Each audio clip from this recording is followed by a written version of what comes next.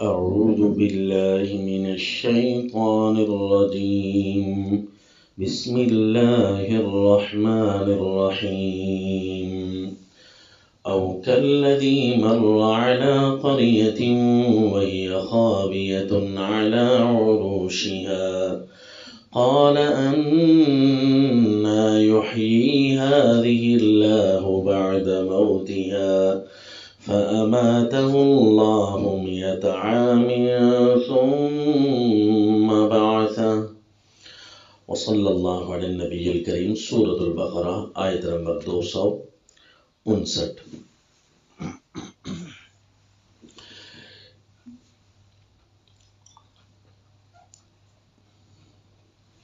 یہ تاکید چل رہی ہے، نامی تاکید. 8 تاکیدات پیچھے گزر چکی، بس صرف فرق یہ ہے کہ 6 تاکیدات جو ہے وہ احکام علمی اور عملیہ پر تھیں، اور آخری 4 تاکیدات یعنی 10 تاکیدات میں سے آخری 4 جو ہے یہ احکام جدلیہ پر ہوں گی، کیونکہ ان کی بھی 4 قسمیں ہیں. الم تر الی الذی حاج احکام جدلیہ کے پر پہلی تاکید، اور اذ قال ابراہیم احکام جدلیہ پر دوسری تاکید، او کالذی مر علی قریہ یہ احکام جدلیہ پر تیسری تاکید. تو وہ احکام جدلیہ میں سے تیسری قسم کون سی تھی آپ پڑھ چکے تھے. یسألونک عن الشہر الحرام قتال فیہ آیت نمبر 217. تو وہاں پر آپ نے پڑھا تھا احکام جدلیہ کی قسم سوم. وہ کیا تھی جی؟ تعلیم الحلال والحرام فی الدین والنفاذ، کہ حلال اور حرام کی تعلیم دی جا رہی ہے دین میں اور دین کو نافذ کرنے میں. دین کا نفاذ کیا ہوتا ہے جی؟ اس کا اعلیٰ فرض قتال ہے اور اس سے بعد کا فرض تبلیغ ہے. نفاذ کی یعنی ایک پہلی صورت تو اگرچہ تبلیغ ہوتی ہے، لیکن اس میں سخت اور اعلیٰ فرض جو ہے وہ قتال ہے، اور ادنا فرض جو فرض ہے وہ دین ہے. تو بہرحال نفاذ میں قتال ہو یا تبلیغ ہو، اس کے اندر تعلیم الحلال والحرام دی گئی کہ دیکھو دین میں حلال اور حرام کیا ہے، اور دین میں اس حلال اور حرام والے دین کو نافذ کرنا کیسے ہوتا ہے، اس پر ایک تاکید فرمائی. او کالذی مر، اور آپ کو یہ بھی پتہ ہے کہ ہر قسم جدلیہ میں ہر قسم 6 چیزوں پر مشتمل ہوتی ہے. تو اسی طرح او کالذی مر بھی 6 چیزوں پر مشتمل ہوگی. او کالذی مر علی قریۃ وہی خاویہ. پہلے تو اس لفظی ترجمہ کی طرف دیکھ لیجئے کہ او کالذی کا جو عطف ہے نحات کے ہاں تاویلات کے بغیر اور صحیح راجع عربیت اسلوب عربیت کے مطابق او کالذی کا عطف الم ترا پر ہے، پورے جملے کا عطف جملے پر ہے، نہ کہ الم ترا الی الذی. الی اس کے ساتھ نہیں لگتا، یعنی الذی حاج پر عطف نہیں ہے، تاکہ یوں کہا جائے الم ترا الی کالذی مر، کیونکہ کاف حرف ہو تو وہاں تو الی داخل ہوتا ہی نہیں ہے، اور یہ اسلوب عربیہ اور اسلوب قرآن میں کہیں بھی نہیں ہے. اور اسی طرح اگر کاف اسمیہ ہو تو جب وہ کوئی حرف اسمیت کا معنی دے تو اس کے اوپر بھی حرف جر داخل نہیں ہوتا، مگر یہ کہ اس کا کوئی ثبوت ہو واضح اور صریح. اب یہ چیز اس کا ثبوت تو نہیں بن سکتی، کیونکہ یہ خود مختلف انداز میں پڑی ہے. کہیں کوئی صراحت ایسے قرآن میں آئی ہو اسلوب عربیہ میں کہیں بھی نہیں ہے، نہ صحیح نہ ضعیف. البتہ جو حروف اسم بنتے ہیں اصول عربیہ کے لوگ واقف ہیں کہ ان میں سے صرف عن ایک ایسا ہے کہ جس پر حرف داخل ہو سکتا ہے، لیکن وہ بھی بہت قلیل ہے، نادر الوقوع ہے یا ضعیف الثبوت ہے. تو پھر یہ کیا ہوگا کہ الا جب کاف پر داخل نہیں ہو سکتا، کاف اگرچہ یہاں اسمیت پر ہے، صحیح یہی ہے کہ اسمیت پر ہے، اس کی ایک وجہ یہ بھی ہے کہ جو ہے کاف کا زیادہ استعمال یہ علم ترا کے ساتھ نہیں بلکہ ارائیت کے ساتھ ہے۔ اگرچہ علم ترا اور ارائیت کے اندر جو مشہور فرق بیان کیا جاتا ہے کہ وہ متعجب منہ واقع ہوتا ہے اور یہ واقع نہیں ہوتا، غرابت والا ہوتا ہے، تو یہ فرق بھی محقق نہیں، یعنی تحقیقی نہیں ہے۔ البتہ علم ترا کا اسلوب یہ ہوتا ہے کہ مثل کے ساتھ بہت کم لیکن آتا ہے، اور ارائیت یہ مثل کے ساتھ یا کاف کے ساتھ آتا ہے اکثر۔ تو لہذا یہ جب الگ سے تاکید ہے، پوری اس کی حیثیت ہی الگ ہے جس طرح کہ بتا دیا تھا، تو اسی طرح یہ جملے کی حیثیت بھی پوری الگ ہے۔ البتہ اس پر ارائیت کا لفظ یہاں پر محذوف ہے، کالذی مر، ارائیت کالذی مر، یوں جملہ بنے گا، اور ارائیت کو محذوف کیا کیونکہ علم ترا اس پر دال ہے، تو یہ عربیت میں اکثر ہوتا ہے۔ تو او کالذی مر علی قریہ، مضمون تو پیچھے ثابت تھا نا کہ رؤیت اور توجہ کرنا ہی مقصود ہے، کیا آپ نے اس آدمی کی طرف دیکھا ہے؟ کالذی مر، کہ جو اس آدمی کی طرح مر علی قریۃ۔ اب یہ اسلوب کیوں اختیار فرمایا عربیہ کے اندر؟ ایسا اسلوب کہاں چلتا ہے؟ تو یاد رکھیے ایسا اسلوب اس وقت چلتا ہے جہاں اس کے منکرین بہت زیادہ ہوں، یعنی کالذی مر یا اس جیسی مثالیں بہت زیادہ ہوں، تو یہ تعدد شواہد کی وجہ سے۔ کیا مطلب؟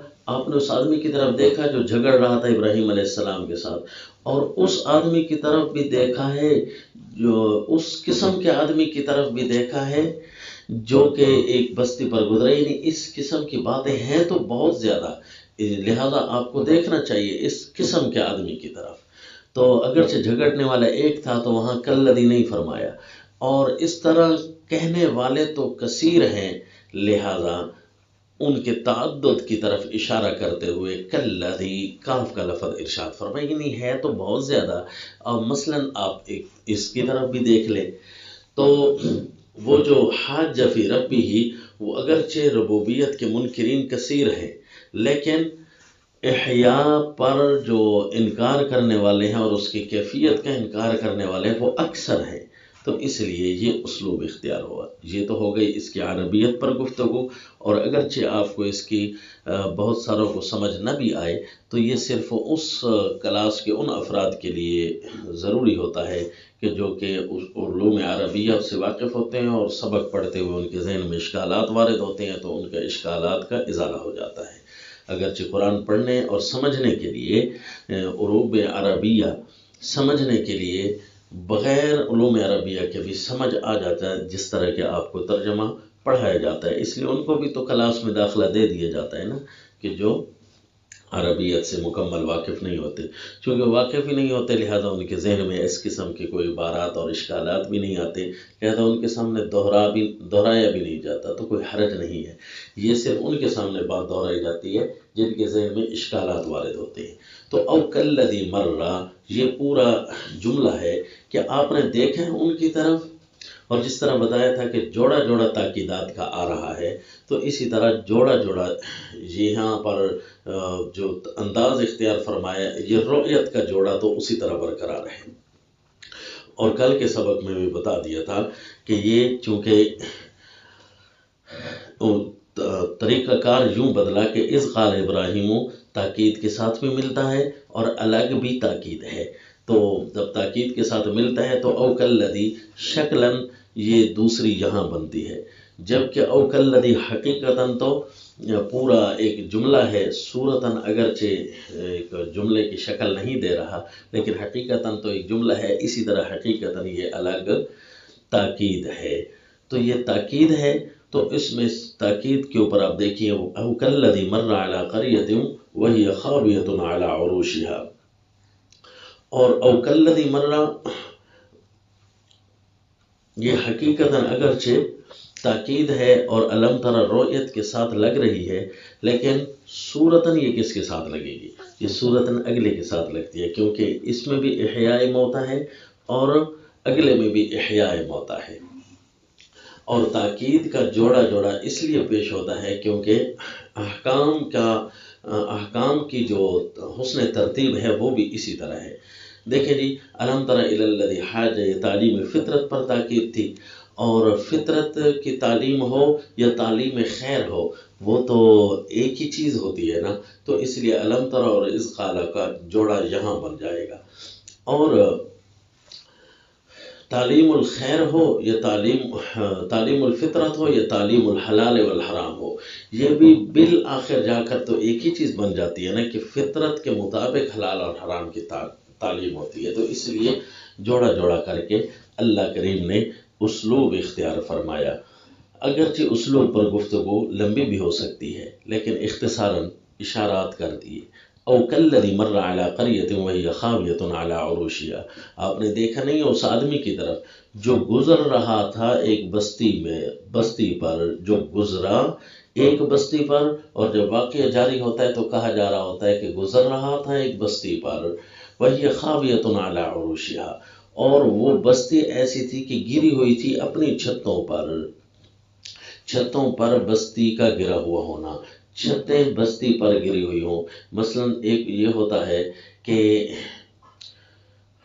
چھتیں پہلے گر جائیں اور دیواریں بعد میں گرے، تو یہ ایک غیر آباد چیز کی طرف اشارہ ہوتا ہے۔ جس طرح آپ دیکھتے ہیں راہ چلتے ہوئے کہیں کھنڈرات آپ کو نظر آتے ہیں، دیواریں کھڑی ہوتی ہیں اور ان کی چھتیں نہیں ہوتی، تو یہ دلالت ہوتی ہے کہ غیر آباد ہونے کی وجہ سے بستی بالکل ختم ہو گئی۔ اور وہ بستی جو کسی آفت کی وجہ سے تباہ ہوتی ہے تو اس کی پہلے بنیادیں ہلتی ہیں، دیواریں گرتی ہیں اور چھتیں اس کے اوپر آ کر گرتی ہیں، وہ چھتوں پر نہیں گری ہوئی ہوتی، یعنی چھتیں اس کے اوپر آ کر گرتی ہیں، دیواریں پہلے گرتی ہیں، تو عروش علیہا ہوتا ہے۔ اور جب علی عروشہا ہو تو معنی ہوتا ہے کہ چھتیں پہلے گر گئیں اور دیواریں ابھی کھڑی ہیں۔ کیا مطلب؟ یہ غیر آباد ہونے کی وجہ سے اکثر یوں ہوتا ہے۔ تو بہرحال کوئی بھی صورت ہو تو او کالذی مر علی قریۃ وہی خاویۃ علی عروشہا، یہ ایسے ہوئی پڑی تھی کہ جہاں پر ہر کوئی مارا جا چکا ہو، ختم ہو چکا ہو، بالکل نیست و نابود ہو۔ تو اب اس کو تعلیم الحلال والحرام پر آپ دیکھیں تو وہاں پر 6 چیزیں بیان ہوئی ہیں، ان میں سے پہلی چیز کیا تھی؟ قل قتال فیہ کبیر، کہ دیکھو لڑائی کرنا اور قتل و قتال اور مرنا یہ کوئی چھوٹی چیز نہیں ہوتی، یہ بہت بڑی چیز ہے، یعنی فتنے کے حساب سے بھی بہت بڑی ہے، واقعات کے لحاظ سے بھی بہت بڑی ہے۔ جس طرح کہ وہ بستی پر آدمی گزرا تو وہاں ساری کی ساری بستی ایسی ہوئی پڑی تھی کہ جہاں پر موت ہی موت کا دورہ تھا، اور یہ چیز کوئی ہلکی نہیں ہوتی، یہ بڑی تعجب کی چیز ہوتی ہے۔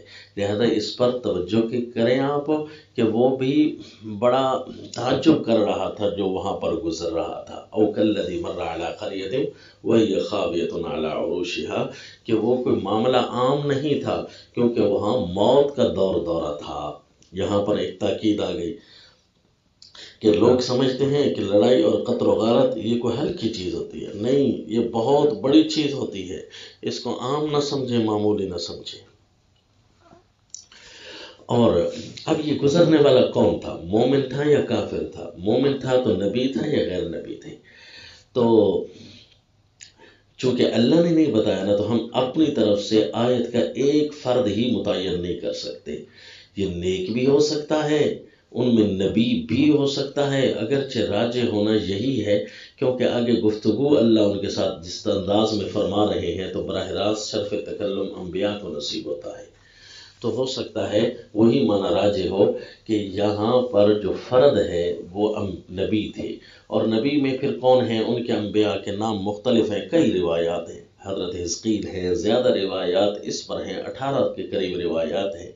مفسر امام رازی نے بھی ذکر کی ہیں، سیدنا عزیر علیہ السلام ہیں، لیکن اللہ نے تو او کلذی کا کلمہ ارشاد فرمائے، گویا اشارہ ہے کہ یہاں پر آیت کے بہت سارے افراد شامل ہو سکتے ہیں، جس طرح کہ پہلے بتایا نا کہ کاف لگا کر تعدد کی طرف اشارہ کرنا مقصود تھا، اس لیے یہ اسلوب اختیار فرمایا۔ تو اس کو جب اللہ کریم آیت کی وضع تعدد پر رکھ رہے ہیں تو ہمیں اس کو بند نہیں کرنی۔ کسی ایک شخصیت پر اگرچہ رجحان آیات کے مضمون کا ایک شخصیت پر ہے، اور کلمات اور تلفظ الفاظ کا جو انداز ہے وہ عمومیت پر ہے، ہمیں دونوں اسلوب کو ساتھ لے کر چلنا ہوگا۔ کیسے جی؟ کہ ہر قسم کا معنی اس کے اندر موجود ہوگا، تب یہ آیت بھری بھری نظر آئے گی۔ اب دیکھیے دوسری چیز تھی قال انا یحیی ہذہ اللہ بعد موتہا۔ اب کہ وہ کہنے لگا کہ کیسے زندہ کرے گا اللہ ان کو اس بستی کے مر جانے کے بعد۔ یہ پہلی بات تو ہے کہ یہ کہہ تو وہی سکتا ہے نا جو اللہ کا قائل تو ہو نا، یعنی دہری نہ ہو۔ تو وہ کہنے لگا اللہ ہے، لیکن اللہ ان کو کیسے زندہ کرے گا؟ اب اگر وہ کافر ہے، مشرک ہے، تو وہ انکارن یہ کہے گا انا یحیی ہذہ اللہ بعد موتہا، اور اس پر ترتب بھی چل رہا ہے۔ یہ دوسری چیز ہے نا، تو وہاں دوسری چیز کون سی تھی جو آپ نے تعلیم الحلال والحرام پڑھی؟ وصد عن سبیل اللہ وکفر بہ والمسجد الحرام واخراج اہلہ منہ اکبر عند اللہ، کہ اللہ کی راہوں سے روکنا، اللہ کا انکار کرنا، یہ اللہ اور اللہ والوں کی توہین کرنا، یہ اللہ کے ہاں بہت بڑی چیز ہوتی ہے۔ اس سے بھی بڑا گناہ ہوتا ہے کہ موت کا دورہ جہاں چل رہا ہو نا، اس سے بھی بڑا گناہ یہ ہوتا ہے کہ جہاں گناہ کا دورہ چل رہا ہو۔ انا للہ، یعنی جہاں سارے لوگ مر جائیں لوگ اس کو بڑا سمجھتے ہیں، لیکن جہاں سارے لوگ گناہ کر رہے ہو لوگ اس کو بڑا نہیں سمجھتے، حالانکہ اللہ کے ہاں یہ بہت بڑا ہے کہ سارے لوگ جہاں مر جائیں وہ چیز وہ بھی بڑی ہے، کہ بڑی اہم اور بڑی تعجب والی چیز ہے، لیکن سارے لوگ گناہ میں ملوث ہوں یہ تو اس سے بھی زیادہ بڑا ہے۔ اور چونکہ اس سے بھی زیادہ بڑا ہوتا ہے نا، تو کافر اگر یہ کہہ رہا ہو انا یحیی ہذہ اللہ بعد موتہا، تو اللہ کریم اس کو جواب دیتے ہیں، اور ایسا کہ اس کے سارا کو جو صد عن السبیل کر رہا ہوتا ہے، بہت بڑا فتنہ برپا کرنا چاہتا ہے، اللہ اس کو فطرتی امور سے جواب بتا دیتے ہیں۔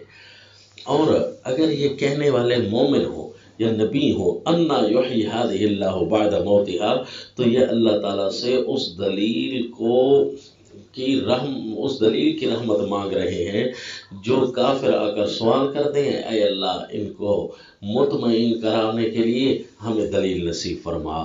تو انبیاء بھی یہ کہہ سکتے ہیں، لیکن وہ اس وقت کہنا انکاری نہیں ہوگا، صد عن السبیل ڈالنے والوں کے لیے راہ کھولنا مقصود ہوگا۔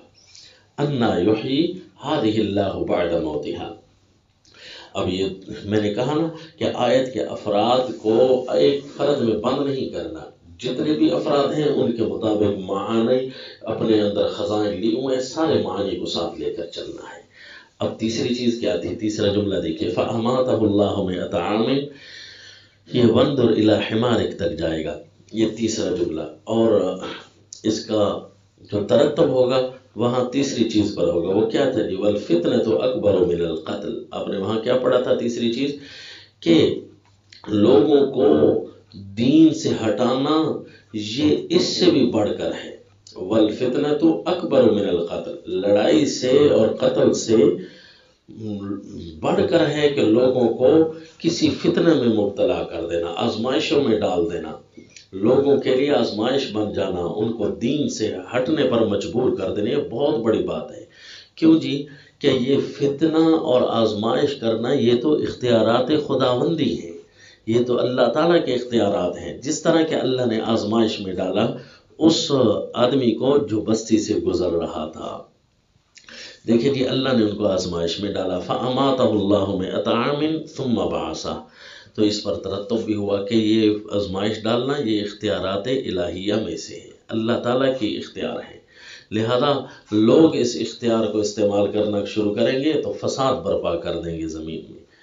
فَأَمَاتَهُ اللَّهُ مِئَةَ عَامٍ ثُمَّ بَعَثَهُ، پھر اللہ نے ان کو موت دے دی 100 سال، ثُمَّ بَعَثَهُ، پھر اللہ نے ان کو زندہ کیا۔ اب یہ کافر ہو، اس کو موت دے دی تو اللہ قادر ہے کہ کر سکتے ہیں، کیا حرج ہے؟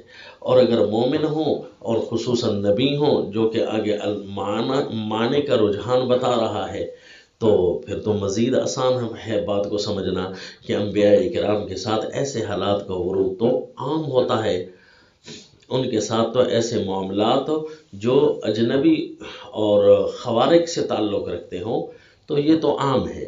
فَأَمَاتَهُ اللَّهُ مِئَةَ عَامٍ ثُمَّ بَعَثَهُ، اور اللہ انبیاء کے علاوہ بھی یہ کام کسی اور کے ساتھ کر سکتے ہیں، جس طرح کہ سورہ الکہف میں آیا کہ اللہ نے اصحاب کہف کو کے ساتھ یہ کام کیا کہ اللہ نے 300 سال کے بعد ان کو جگایا، قمری حساب سے 309 سال، لبثوا فی کہفہم 300 سنین وازدادوا 9۔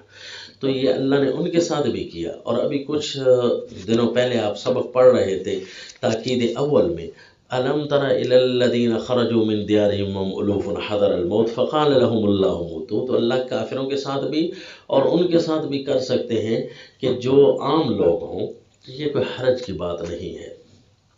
اور اللہ کسی کو تھوڑے وقت کے لیے مار کے زندہ بھی کر سکتے ہیں، اس سے کچھ عرصہ پہلے بھی آپ پڑھ چکے ہیں سورۃ البقرہ میں، وَإِذْ قَتَلْتُمْ نَفْسًا فَادَّارَأْتُمْ فِيهَا فَاللَّهُ مُخْرِجٌ مَّا كُنتُمْ تَكْتُمُونَ، وہاں بھی اللہ نے اس کو بھی تھوڑی دیر کے لیے زندہ کیا تھا۔ تو یعنی یہ آیت کے جتنے بھی افراد ہیں، سارے افراد کو ساتھ لے کر چلنا ہے۔ تو جب اللہ نے 100 سال کے بعد ان کو زندہ کیا، جی اللہ نے پوچھا کم لبثت، اب آزمائش شروع ہو گئی۔ اللہ نے پوچھا آپ یہاں کتنے ٹھہرے رہے؟ قال لبثت یوما او بعض یوم، تو کہنے لگے کہ ایک دن یا دن کا کچھ حصہ، کیونکہ دماغ کی سوئی جہاں پر رکی تھی اللہ نے وہیں سے چلا دی۔ تو اب دماغ کو یہ بھول گیا ہے کہ جب میں سویا تو اس وقت تو سورج کہاں تھا، لگتا ہے کہ سورج یہاں تھا، تو دن کا کچھ حصہ گزرا ہے، کیونکہ اب بیدار ہوں تو سورج یہاں ہے، حالانکہ درمیان میں 100 سال گزر گئے، لیکن دماغ کی سوئی تو جہاں سے چلی تھی وہیں سے، جہاں رکی تھی وہیں سے چل پڑی آگے۔ یا پھر تھکاوٹ کو اور اپنے حالات کو دیکھتے ہیں تو ایک تر و تازہ وجود ہے، اس سے تو لگتا ہے کہ پورا دن ہی بندہ سویا رہا اور دوبارہ چل کر سورج وہیں آ گیا ہے۔ تو کہا لبثت یوما او بعض یوم، یوں لگتا ہے۔ قال بل لبثت 100 عام، فرمایا نہیں آپ تو ٹھہرے ہو 100 سال۔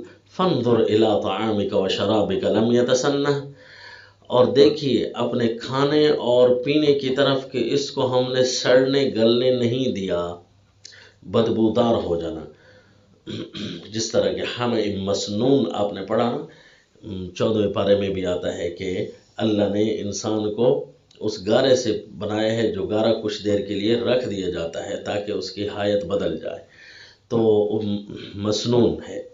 اور جنت کے پانی کے لیے غیر آسن کا لفظ ہے، تو یہاں بھی وہی ہے کہ لم یتسنہ، کہ فانظر الی طعامک و شرابک لم یتسنہ، کہ کھانا اور پانی دیکھیے یہ سڑا نہیں ہے۔ بھئی یہ تو اس بات کی دلالت ہے کہ 100 سال نہیں گزرے، یہ تو ایک دن یا دن کا کچھ حصہ ہی گزرا ہوگا، تبھی تو پانی اپنی حالت میں پڑا ہے۔ فرمایا اب دیکھ، وانظر الی حمارک، اپنے گدھے کی طرف دیکھ۔ اب اس کو طرف دیکھتے ہیں تو وہ تو جی ہڈیاں بھی سرما بن چکی تھی، یہ تو لگتا ہے کہ 100 سال سے بھی آپ ہو گیا ہے۔ تو اب کھانے کو دیکھتے ہیں تو اس فتنے میں اور آزمائش میں پڑ گئے، اور یہ آزمائش میں ڈالنا یہ اللہ کریم کی ہی طاقت ہے۔ اب دیکھ کس طرح یہ نظام چل رہا ہے کہ دونوں چیزیں ایک ہی ہیں، ایک کے لیے یوں سمجھو کہ وقت رکا ہوا ہے اور ایک کے لیے وقت نہیں رکا ہوا ہے۔ یہ پاور کس کے پاس ہے؟ یہ اللہ ہی کے پاس ہے۔ یہ دین اور دین بنانا اور دین کو نافذ کرنا یہ اللہ تعالیٰ کے ہی کام ہے اور یہ اللہ تعالیٰ کا ہی اختیار ہے۔ لہذا جس چیز کو اللہ نے حلال کہہ دیا وہ حلال ہے، جس چیز کو اللہ نے حرام کہہ دیا وہ حرام ہے۔ اللہ کے فیصلے اٹل ہوتے ہیں، جو چاہے اللہ کر سکتے ہیں، یہ اس پر تاکید ہے۔ دیکھو حلال اور حرام میں اپنے دست اندازی نہ کرو، دین کے نفاذ میں اور دین بنانے میں خود اپنے کام نہ کرو، اپنے قانون اور آئین ساز ادارے نہ بناؤ، ورنہ ہوگا تو وہی جو اللہ چاہیں گے، تو پھر کرو بھی وہی جو اللہ چاہ رہے ہیں۔ تو یہ اس پر تاکیدات چل رہی ہیں۔ دیکھا میں اللہ جو چاہوں کر سکتا ہوں۔ اب دیکھ کر حیران ہو گئے کہ واقعی جی اللہ تو زندہ کر بھی سکتے ہیں، زندہ رکھ بھی سکتے ہیں، اللہ موت دے بھی سکتے ہیں اور موت کو روک بھی سکتے ہیں۔ جو چیز خراب ہو سکتی تھی بڑی جلدی اس کو خراب نہیں ہونے دیا، اور جو چیز خراب نہیں ہو سکتی تھی یعنی کھا پی کر چل پھر کر وہ گزارا کر سکتا تھا اس کو تو ختم کر دیا، اتنا کہ ہڈیاں بھی سرما بن گئی، وہ بھی پستی چلی گئی۔ تو یہاں پر اختیارات اور طاقتیں صرف اور صرف اللہ کی چلتی ہیں۔ اس سوال کی حقیقت بھی سمجھ آنے لگ گئی کچھ نہ کچھ، کہ کہا تھا کہ انا یحیی ہذہ اللہ بعد موتہا، تو اب اللہ تعالیٰ کے ان امور اور طاقتوں کو دیکھ کر تو انداز اس طرف اب چل پڑے ہیں کہ واقعی جو چاہیں اللہ وہی کر سکتے ہیں۔ اب فرمائی چوتھی چیز دیکھیے، وَلِنَجْعَلَكَ آیَةً لِلنَّاسِ۔ اچھا وہاں کون سی چوتھی چیز تھی جی؟ وہ جو آپ نے سبق پڑھا وہاں تھا وَلَا يَزَالُونَ يُقَاتِلُونَكُمْ حَتَّى يَرُدُّوكُمْ عَنْ دِينِكُمْ إِنِ اسْتَطَاعُوا، کہ کافر ہمیشہ تمہارے ساتھ لڑتے ہی رہیں گے، ان کے یہی حالات ہوں گے کہ صد عن السبیل کرے، ان کا اصل مقصد یہ ہے کہ دین کے راستے سے روکنے کے لیے ہر وقت لڑتے رہیں۔ تو فرمایا وَلِنَجْعَلَكَ آیَةً لِلنَّاسِ، ہم نے آپ کو ہی لوگوں کے لیے نمونہ بنا دیا، لوگوں کا کام ہے ہر وقت لڑتے رہیں گے، اور آپ مجسمہ دلیل بن کر جب ان کے سامنے چلتے رہیں گے تو لوگ حیران ہو جائیں گے کہ یہ وہ شخصیت ہیں جو 100 سال پہلے سے تھی۔ فرض کرو اب ان کی عمر 40 سال ہو تو 140 سال ان کی عمر ہو چکی ہے لیکن جوانی ذرا نہیں بدلی۔ اب حتیٰ کہ جو ان سے چھوٹے ہوں گے وہ ان سے بڑے لگ رہے ہوں گے عمر میں، لیکن ان کی عمر 60-70 سال ہوگی، لیکن یہ اسی طرح 30 سال کے جوان کی طرح ہوں گے، 130 سال کے حالانکہ ہوئے پڑے ہیں۔ یہ چلتے پھرتے لوگوں کے لیے بہت بڑی نشانی بن جائیں گے، لوگ یوں اللہ تعالیٰ کے دین کو جھٹلا بھی نہیں سکیں گے۔ یہ تاکید پوری ہوئی۔ اب اگلے 5واں جملہ ارشاد فرمایا وَانظُرْ إِلَى الْعِظَامِ كَيْفَ نُنْشِزُهَا ثُمَّ نَكْسُوهَا لَحْمًا، اور دیکھیے ہڈیوں کی طرف، یعنی اس گدھے کی ہڈیوں کی طرف دیکھیے۔ اچھا اللہ کریم نے جو سیدنا ابراہیم علیہ الصلوۃ والتسلیم کا واقعہ پیچھے بتایا تھا، ایک نقطہ یہ بھی یاد رکھ لیں کہ اس کے فوراً بعد او کالذی مر بھی آیا، اسی لیے بعض تو شاید یہ کہنے لگ گئے کہ یہ حضرت ابراہیم علیہ السلام کا قول ہے، حالانکہ حقیقتاً یوں نہیں، حضرت سیدنا ابراہیم علیہ السلام کا قول کہتے ہوئے یہاں پر تکلفات کرنے پڑیں گے۔ یہ سیدنا ابراہیم علیہ السلام کے قول کی تائید ضرور ہے، دیکھو کیونکہ آیات اپنے ساتھ والے کا ربط بھی تو رکھتی ہے اور آیت اپنے مضمون کا ربط بھی تو رکھتی ہے۔ مضمون کا ربط تو ترتبات سے آپ کو سمجھایا جا رہا ہے، اور ساتھ والی آیت کا ربط بھی ہے نا، کہ جب نمرود نے کہا تھا کہ اللہ میں بھی زندہ کر سکتا ہوں، تو اللہ نے پھر فرمایا اس کی طرف، اس باتوں کی طرف توجہ کریں، وہ زندہ کر نہیں سکتا، وہ زندہ کسی کو چھوڑ رہا ہے تو اس کا یہ معنی نہیں ہے کسی چیز کو زندہ کرنا یوں ہوتا ہے۔ اب دیکھیے جی کہ وَانظُرْ إِلَى الْعِظَامِ كَيْفَ نُنْشِزُهَا ثُمَّ نَكْسُوهَا لَحْمًا، تو یہ نقطہ بھی یاد رکھ لیں کہ 5واں جملہ، اور اس 5ویں جملے کا ترتب کون سے جملے پر ہوگا جی؟ وہ اپنے ترجمے پر آئیں تو وہاں پر 5ویں چیز تھی وَمَن يَرْتَدِدْ مِنْكُمْ عَنْ دِينِهِ فَيَمُتْ وَهُوَ كَافِرٌ فَأُولَٰئِكَ حَبِطَتْ أَعْمَالُهُمْ فِي الدُّنْيَا وَالْآخِرَةِ وَأُولَٰئِكَ أَصْحَابُ النَّارِ هُمْ فِيهَا خَالِدُونَ، کہ دین کے چلتے دلائل کو چھوڑ کر جو مرتد ہو جائے گا تو دنیا آخرت میں نقصان اٹھائے گا۔ اب دین کے اندر دلائل کون سے ہیں؟ وہ یہ ہے ارتداد کی سارے راستے اللہ نے بند کر دیے ہیں کہ وہ دنیا کے سامنے دلائل بکھرے ہوئے ہیں، حتیٰ کہ اپنا پورا وجود، اپنا کھانا پینا، اپنے ایک ایک عضو، اپنی گوشت، اپنی ہڈیاں، یہ ساری کے ساری اللہ تعالیٰ کی الوہیت پر، وحدہ لا شریک الوہیت پر دال ہے، یوں نہ کر کوئی سکتا ہے، نہ کوئی کسی کو میں طاقت ہے کہ وہ کسی کا ہاتھ بٹائے۔ تو لہٰذا لوگوں کیوں مرتد ہو جاتے ہو؟ تمہارے سامنے تمہارے جسم، تمہارے سامنے چلنے والے جانور، تمہارے سامنے چلنے والی ہوائیں، سورج چاند ستارے، یہ اللہ کی ملکوت، سب کچھ اس بات پر دال ہے کہ اللہ ہے بھی صحیح اور وحدہ لا شریک ہے۔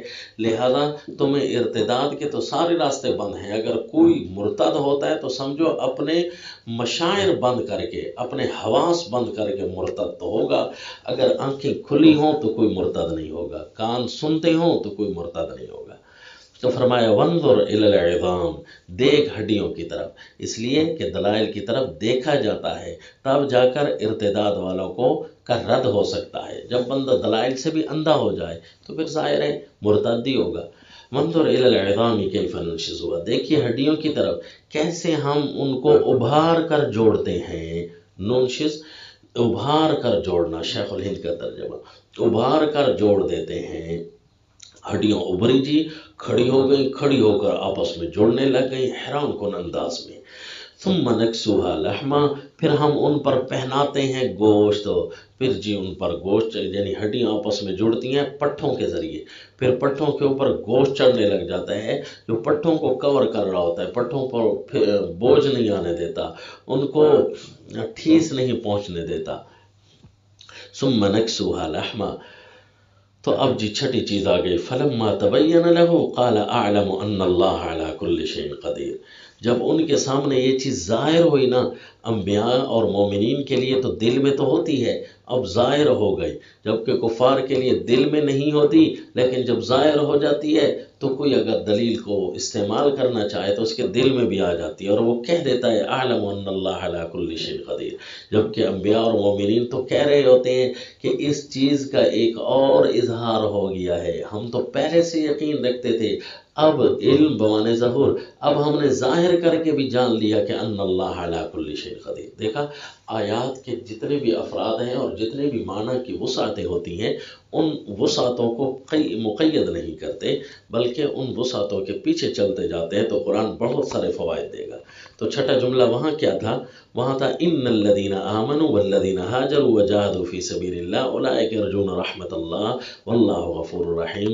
تو یہاں چھٹے جملے پر ترتب ہے کہ جب ان کے سامنے کچھ بھی حلال حرام واضح ہو جائے، ان کے سامنے کوئی بھی اللہ کی قدرت واضح ہو جائے تو وہ فوراً ایمان لے آتے ہیں، اور ایمان اتنے انداز میں لے آتے ہیں کہ جان و مال تک بھی قربان کر دیتے ہیں۔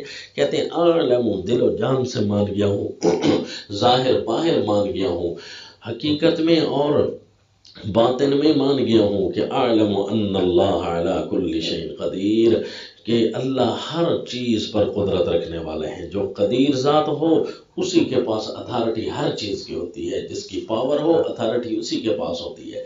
تو حلال اور حرام سارے کی ساری دین اور آئین کی ساری اتھارٹی ایک اللہ کے پاس ہے، اور جو کوئی کافر بھی ہونا اس طرف آ جائے تو اللہ اس کو بھی معاف کر دیتے ہیں۔